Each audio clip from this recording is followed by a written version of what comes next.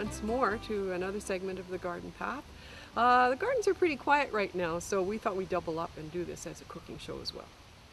So what we're cooking today is daylily buds, and these are the old daylilies that you find in a lot of ditches around Nova Scotia and in front of old homes.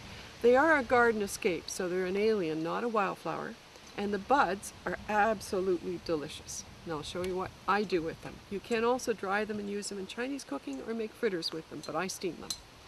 You can pick them when they're an inch or two long, preferably before they're open, or the small ones are fine too. Once they get to flowers, the taste is a little different. You can't eat them as well though. The lilies we talked about aren't true lilies. The ones we're going to cook, daylilies, are Hemerocallis fulva to be precise. In my rock garden I do have some true lilies. They have leaves that come all the way up the stem, and the flower is a little different.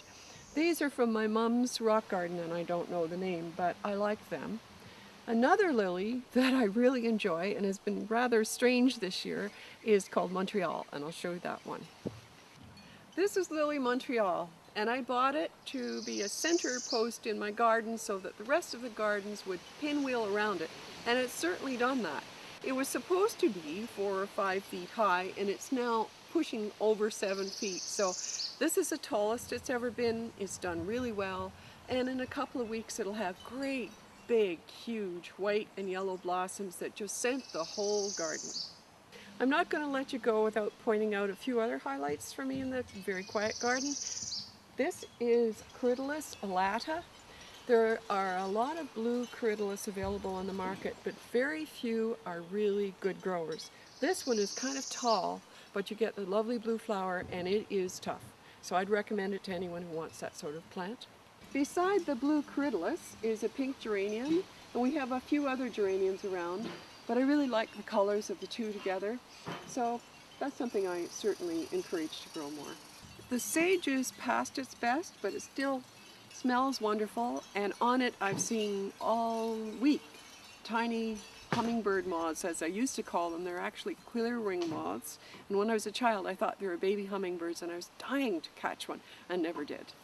From this white kind of nondescript plant, which is a wild yarrow, cultivators have developed some wonderful colors. Scarlet is probably the wrong name. It's more of a cherry red, but it's really quite removed from the sort of bland off-white of the original plant, and it's very strong growing and really, really appreciated in the garden at this time of year when a lot of things have finished blooming.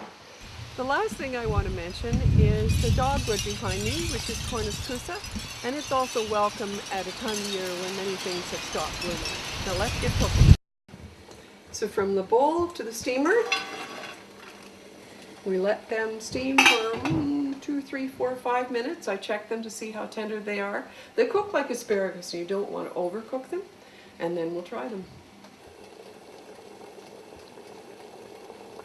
So my 3, 4, 5 minutes was way off, 1 or 2, and that's lots.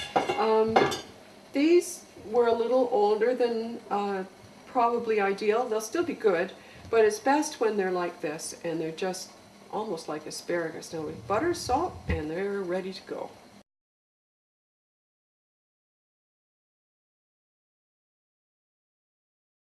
I'm supposed to share these, but I'm not sure I'm going to.